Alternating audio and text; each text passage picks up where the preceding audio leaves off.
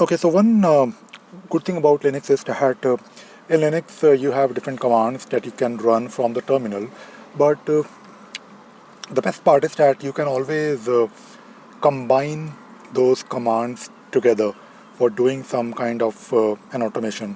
For example, I have a few servers where I run websites, and I want to, of course, take regular backups of my websites.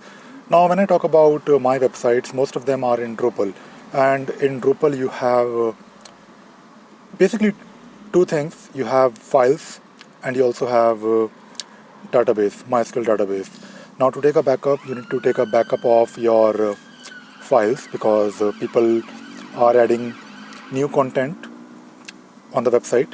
There are, let us say, if you add a new blog or even you add a new post, you can always add files. But apart from files, the configurations and a lot of data, everything is stored in database. Now, to take a database dump, you can use a MySQL dump command, and to take a backup of files, you can basically create an archive using a tar command. Now, what I do normally, I have a shell script basically, and I basically have all these commands listed in my shell script. Now, in Linux, there is a concept of cron tab, and cron is basically a scheduler in Linux.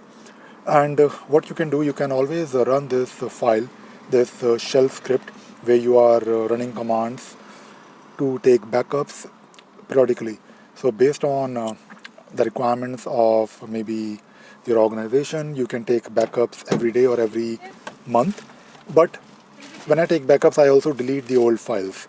So use cron tab, use shell scripting. I think if you're trying to learn Linux, little bit of shell scripting. There is no harm in learning, a bit of shell scripting. It will always make your life easy and wonderful. So I hope you enjoyed watching this video and you learned something new today. Thank you very much.